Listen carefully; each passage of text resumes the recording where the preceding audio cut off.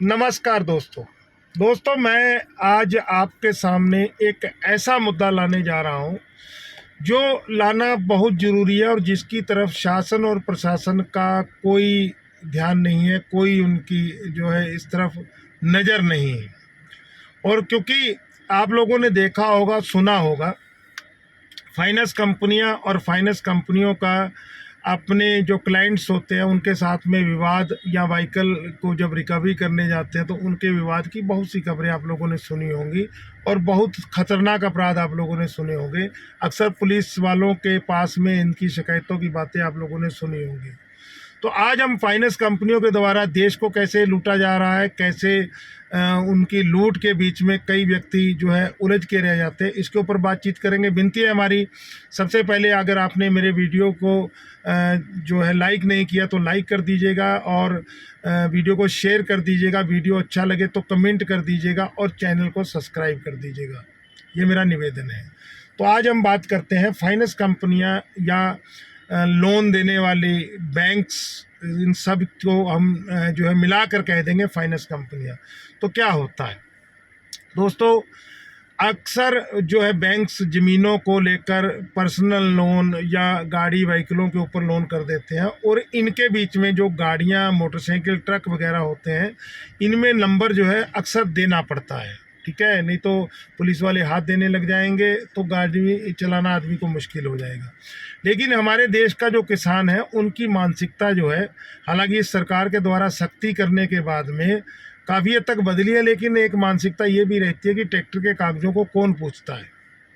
तो इसी मानसिकता के कारण जो है, जब ट्रैक्टर वगैरह के ऊपर लोन किया जाता है तो क्या होता है कि उस लोन को करने के बाद में फाइनेंस कंपनी लोन कर देती है। डीलरशिप यानी ट्रैक्टर की ऑथराइज जो कंपनी होती है, उसका जो डीलर होता है वो अपने ट्रैक्टर वगैरह को बेच देता है और ख़रीदने वाला व्यक्ति उस ट्रैक्टर को लेके अपने घर में चला जाता है। शोषण कहाँ होता है? शोषण यहाँ पे दोस्तों होता है कि आरटीओ के पास में उस ट्रैक्टर के रजिस्ट्रेशन के लिए कोई कागज़ भेजे ही नहीं जाते, जिसकी जिम्मेदारी 20 नंबर 21 नंबर फार्म भेजने की जिम्मेदारी जो है वो डीलरशिप की थी और निगरानी जो थी वो दोस्तों उसके बीच में फाइनेंस कंपनी की थी, यानी लोन देने वाले बैंक की थी। लेकिन जिम्मेदारी कोई निभाता नहीं है। अब कह जी आप कैसे बोल रहे हैं, तो मैं बताता हूँ मैं कैसे बोल रहा हूँ। क्योंकि दोस्तों मैं महिंद्रा फर्स्ट चॉइस का जो हूँ बायर हूँ, मतलब कि जो खिंचे हुए व्हीकल्स या मोटरसाइकिल या ट्रैक्टर वगैरह या ट्रक वगैरह होते हैं उनकी हम लोग बोली लगाते हैं और बोली में ऑनलाइन जीतने के बाद में वो ट्रैक्टर या वो व्हीकल हम लोगों को अलाट कर दिया जाता है। तो हम लोग देखते हैं कि अक्सर ऐसे बहुत से ट्रैक्टर और बहुत से व्हीकल्स आ रहे हैं जो अनरजिस्टर्ड हैं और इन अनरजिस्टर्डों के ऊपर जो है कोई किसी का ध्यान नहीं है। क्यों? रिजर्व बैंक का फॉलोअप है बैंकों के ऊपर, लोन देने वाली या फाइनेंस करने वाली कंपनियों के ऊपर। ठीक है, उनका भी इस मैटर में कोई ध्यान नहीं है, आरटीओ का भी कोई ध्यान नहीं है। ठीक है, और देखा गया है कि जो मतलब कि जैसे अभी मैंने समझ लीजिए एक मोटरसाइकिल ख़रीदा और उस मोटरसाइकिल के को बाद के अंदर जब मैंने दूसरी पार्टी को बेचा तो उसको ट्रांसफ़र करवाने के लिए मेरे को काफ़ी पापड़ बेलने पड़ेंगे और साथ में काफ़ी पैसा एज ए तौर मिठाई गिफ्ट के रूप में देना पड़ेगा। और ये नहीं कि मैं गलत कर रहा हूँ, ऐसा कुछ नहीं है, लेकिन एक मानसिकता अधिकारियों के अंदर बैठी है कि इसने लालच के अंदर इस चीज़ को ख़रीदा ताकि इसको सस्ती मिल जाए। जबकि यहाँ पर होना क्या चाहिए था? जबकि यहाँ पर ये होना चाहिए था कि बैंक ने जब लोन दिया या फाइनेंस कंपनी ने लोन दिया, डीलरशिप ने जब अपना व्हीकल बेचा तो वो व्यापार कर रहे थे। ठीक है, तो आप लोगों की जो चीज़ के अंदर समस्या आई, आप लोगों की चीज़ में कोई दिक्कत आई तो आप लोगों ने उस चीज़ की बोली की, तो सामने वाला बायर भी तो व्यापार कर रहा है भाई। लेकिन आपकी मानसिकता में आता है कि यार ये थोड़ा सा विवादित मुद्दा है तो ये पैसा लगा रहा है तो इसका मतलब इसको ये सही खरीद रहा है, जबकि ऐसा नहीं है। हम लोगों ने देखा कि मार्केट रेट से ज़्यादा आपको बैंक के खिंचे हुए व्हीकलों पे पैसा देना पड़ता है। हाँ, एक चीज़ और होती है, ये भी मैं आपको बताऊं, हालांकि इसके कोई आधिकारिक हम लोगों के पास परिणाम नहीं है, क्योंकि जब भी कोई व्यक्ति 2 नंबर से पैसा लेगा तो वो जो है हमेशा इस चीज़ के ऊपर रहेगा कि वो बदनाम ना हो। तो क्या होता है, आपको बैंक या फाइनेंस कंपनी से अप्रूवल लेना होता है। हम लोगों के साथ भी हुआ। हम लोगों ने अभी ऑनलाइन जो है कम से कम ज़्यादा नहीं तो 15-20 व्हीकल, मोटरसाइकिल, इन सबको ख़रीदा होगा। तो उसमें हमारे को डिलीवरी 3-4-5 की ही मिली। क्यों मिली? क्योंकि अप्रूवल लेने के लिए बहुत बूथ होती है, और बैंक के अधिकारी, वो बैंक के अधिकारी हैं, तनख्वाह पेशा, वो लगा लीजिए हम लोगों से उम्मीद रखते हैं कि कुछ ना कुछ उनको मिले। ठीक है, सार्वजनिक रूप से वो इस बात की घोषणा तो नहीं करेंगे ना कि इसके ऊपर इतना आपको देना होगा। उसके लिए हम लोगों को उनको मैनिपुलेट करना पड़ेगा। ठीक है, उनके इर्द गिर्द माहौल बनाना पड़ेगा ताकि वो हम लोगों के साथ में एक रिलेशन में आ जाए और हम लोगों को उन व्हीकलों का अप्रूवल दे। हाँ, तब इस कंडीशन में, जैसे हम लोगों ने एक व्हीकल के अंदर 1 से 1.5 लाख रुपया बचा लिया, ठीक है, और 20-25-30 हज़ार रुपया बैंक के कर्मचारी को दे दिया, तो 1 लाख साफ सुथरा बचा लिया। तो ये डीलिंग के अंदर तो हम लोग बेनिफिट में चले जाएंगे। ठीक है, लेकिन जब किसी व्हीकल के ऊपर विवाद हो जाएगा, जब उसके कागज़ों के ऊपर विवाद हो जाएगा, तो ये मानसिकता जो अधिकारियों की, यार इसने ही तो ये लालच में ख़रीदा है तो इससे कुछ हम भी खींच लें, इसके कारण काफ़ी समस्याएं आ जाती हैं, काफ़ी दिक्कतें आ जाती हैं। तो इसके ऊपर हम एक अलग से बातचीत करेंगे। ठीक है, अधिकारियों के ऊपर और पुलिस प्रशासन के ऊपर विवाद होने की शर्त में। लेकिन अभी जो हमारी बातचीत चल रही है वो इस बात के ऊपर चल रही है कि बैंक वाले और डीलरशिप, जिन्होंने व्यापार करते हुए अपनी चीज़ को बेचा और ज़रूरतमंद व्यक्ति ने लोन लेते हुए उस चीज़ को ख़रीदा, लेकिन ना ही उसने आरसी बनवाई और ना ही डीलरशिप या फाइनेंस कंपनी ने ज़रूरत महसूस की आरसी बनवाने की। नुकसान मेरे देश को हुआ, मेरे देश को जो उनकी मेहनत का आरसी बनाने का की जो फीस मिलनी चाहिए थी वो नहीं मिली, और वो व्हीकल जितने वर्ष भी लोन के दौरान चला, 1-2-3 वर्ष, जितने वर्ष भी चला, तो वो बिना आरसी के चला, जो कि पूर्णतः अपराध है। लेकिन इस अपराध की निगरानी किसकी, ये सोचने का विषय है। उसके बाद में चलिए इस बात को भी हटाते हैं। उसके बाद में क्या हुआ, फाइनेंस कंपनी जब भी लोन देती होगी वह, इसलिए कह रहा हूँ क्योंकि मैंने रिजर्व बैंक के साथ में इसके ऊपर वार्तालाप की, लेकिन रिजर्व बैंक की तरफ से भी कोई संतोषजनक जवाब नहीं आया। तो फाइनेंस कंपनी जो है, जब मतलब कि लोन करते हुए बिना आरसी के लोन रिलीज़ कर देती है, और डीलरशिप जो है टेम्परेरी नंबर दे के या बिना आरसी के हैंडओवर कर देता है कोई भी व्हीकल को, तो उसके बाद में जिम्मेदारी किसकी, आखिर इसके अंदर कौन व्यक्ति दोषी है। ठीक है, इसका कोई स्पष्टीकरण रिजर्व बैंक की तरफ से नहीं है, लेकिन होगा ज़रूर। अगर नहीं है तो इसके ऊपर हम लोग संघर्ष करेंगे, तो इस चीज़ को क्लियर करेंगे कि जिम्मेदार कौन है।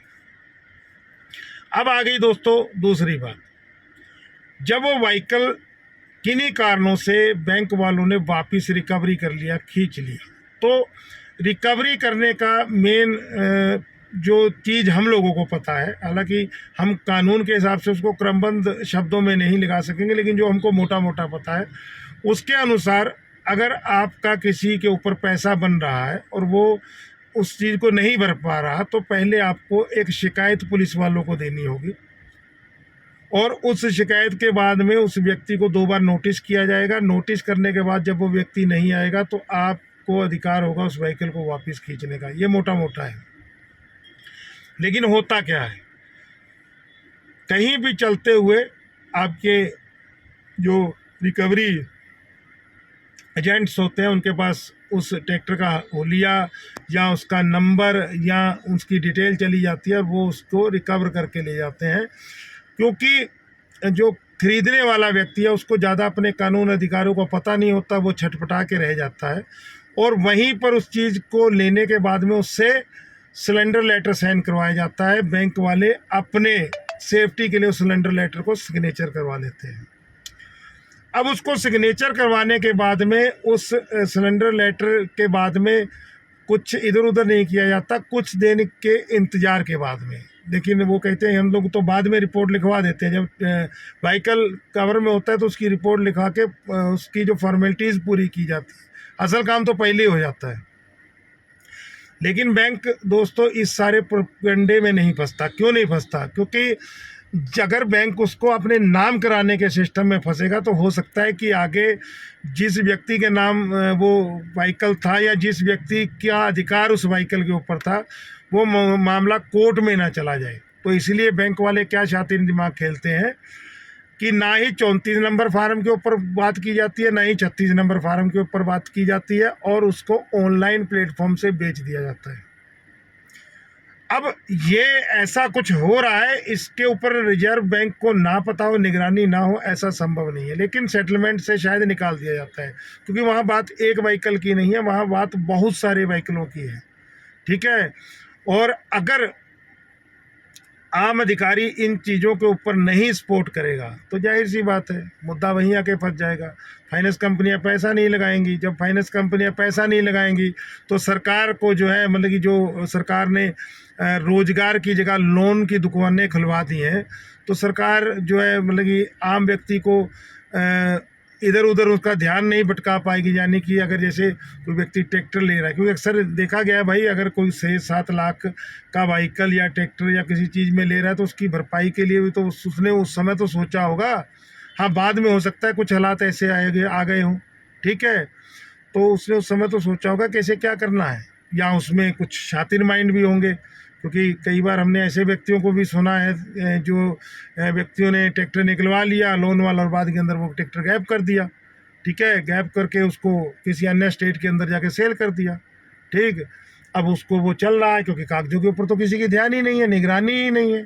ठीक है, नंबर उसके ऊपर लगा नहीं है। ठीक, अब ऐसा मतलब कि बहुत सा प्रोपगंडा होता रहता है, और ये होता तभी है जब हमारे अधिकारी सही ढंग से निगरानी नहीं करते हैं। तो बैंक वाले सही ढंग से जो लिखा पढ़ी नहीं करते हैं, तो हो सकता है जब ट्रैक्टर का लोन किया गया तब भी बैंक वाले मिले हों। आखिर बैंक के भी तो कर्मचारी हैं, बैंक वालों को खुद का पैसा थोड़ी है।